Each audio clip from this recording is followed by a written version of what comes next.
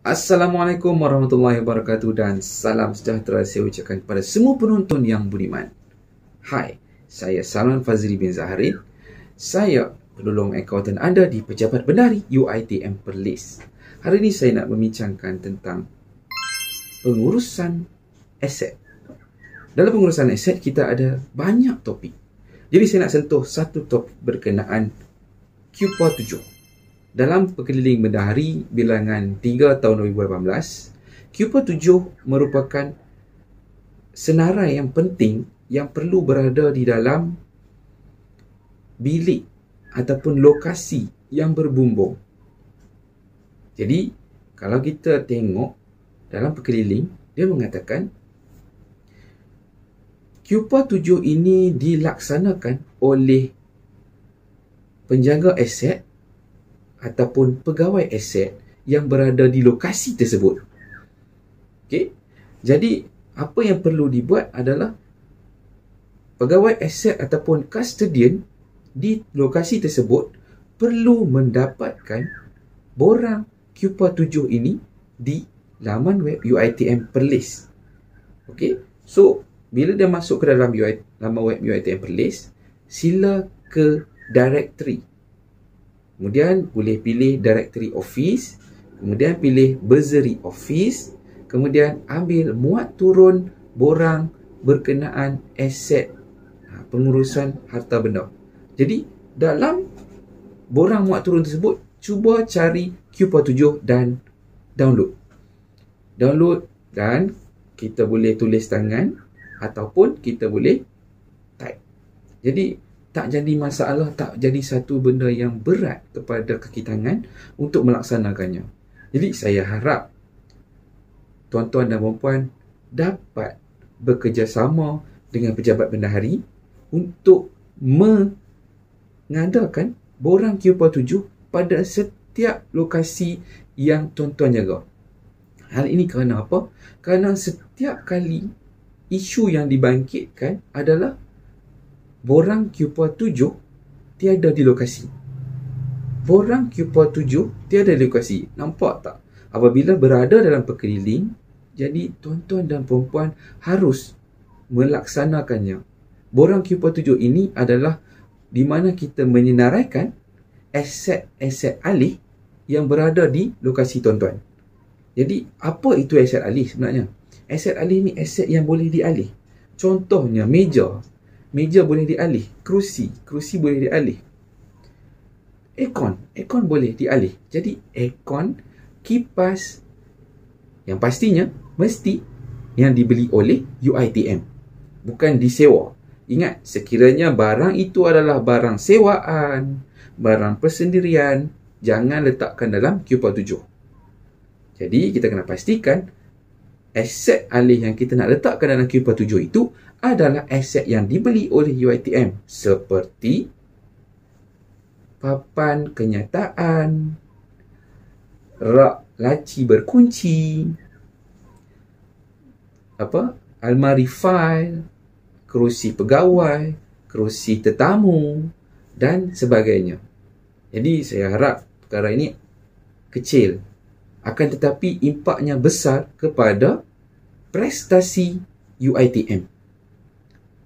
Apabila dinilai, jika QPA 7 tidak dilaksanakan, ia menyebabkan prestasi UiTM boleh merosot disebabkan perkara-perkara kecil ini. Jadi saya harap tuan-tuan dan puan-puan yang budiman, para penonton semua, ambil langkah drastik untuk memastikan lokasi-lokasi tuan-tuan dan puan-puan ada QPA 7 ini. Kerana apa? Kita sama-sama menjaga aset UiTM untuk anak bangsa kita. Jadi, jika kita jaga, jika kita guna dengan baik, kita pastikan lokasinya tepat, kuantitinya tepat. Dan apabila ada spot check dan sebagainya, kita tak perlu takut. Kerana apa? Untuk setiap borang QPA 7, Satu dilekatkan di belakang pintu ataupun di sebelah pintu di bahagian dalam ataupun di luar. Okey. Yang keduanya, salinan yang kedua, disimpan dalam fail pegawai aset ataupun custodian yang menjaga aset tersebut.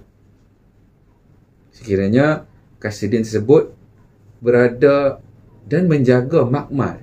Jadi, dalam makmal tersebut, dia ada 2 bilik. Okey, makmal satu lokasi besar, ruang yang besar, ruang am.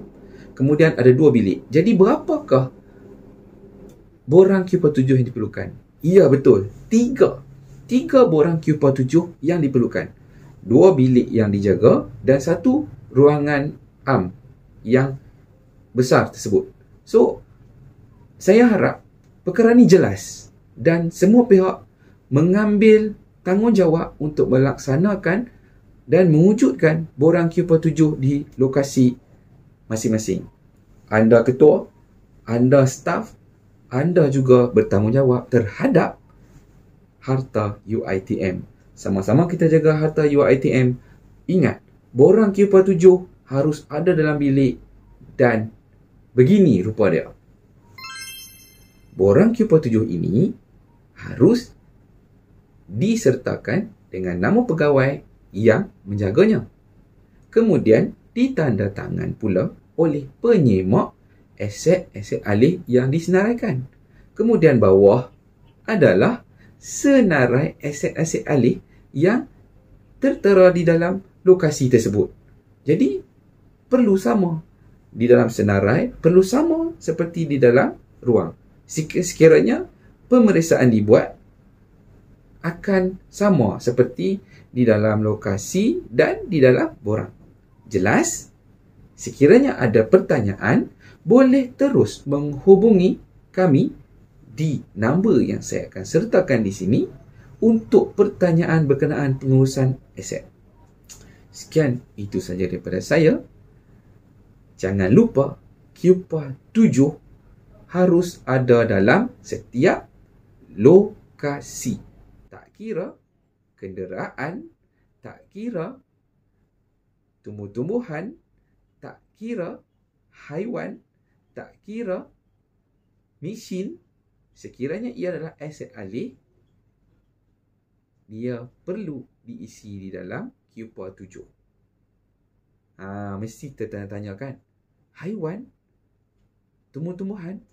Haiwan dan tumbuh-tumbuhan bukan aset alih. Jadi, dia tak perlulah letak. Yang perlu letak hanyalah aset alih. Fahamkan aset alih. Okey? Itu saja daripada saya. Assalamualaikum. Dan harta kita jaga. Assalamualaikum, selamat beramal.